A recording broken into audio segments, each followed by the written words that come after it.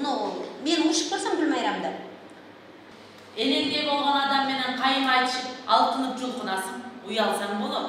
Азыр биз Адылбек Дыйканбаев аттуу жазуучубуздун Аталар шаарда аттуу комедиясына даярданып аткан учурубуз. Башка квартиранын кереги канча? Улуу кишинин сөзүн урмат менен уккан жакшы. Башка эле адамдын образын чагылдыруу албетте оңой эмес. Ошон үчүн режиссер ошол ар бир спектакльде иштеп атканда ар бир ролду ошо сиңип, ошол адам болуп жашап алып чыгарганда гана алып чыгат. Анан театр мени ошол айтып бүткүс кыялданууларга ээ болгон, айтып бүткүс изденүүгө, токтоосуз изденүүгө ээ болгон жагы менен тартат. Себеби театрда иштөө жөн режиссер эмес, актер болуу деле бул өтө чоң эмгекти талап кылат. Жанагы чаташтырган жери. Майра чаташтырып бүттүң го, Бердибай менен Бердибай. Анан кийин кыздар бала келген жерде, ошол жерде.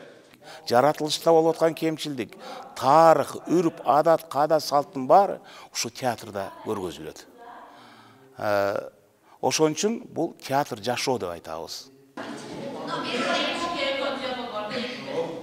Театрда иштеген артисттерибиздин айлыгы аябай эле эң төмөнкү айлык.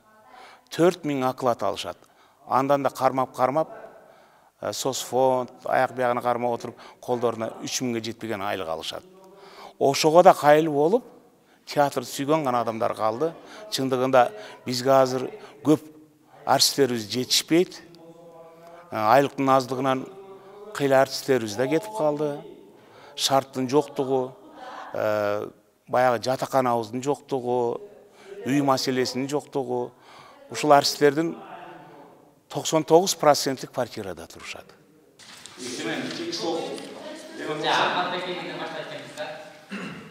Ушул өкмөттөн суранып кетет элек. Жок дегенде ушу маданият кызматкерлердин, театр кызматкерлеринин айлыгын жок дегенде 5-10 миңге көтөрүп берсе, бизде театрга да көптөгөн таланттар келет эле да. Мына жакында фестивалга барышат. Андан кийин көчмөндөрүбүз бар.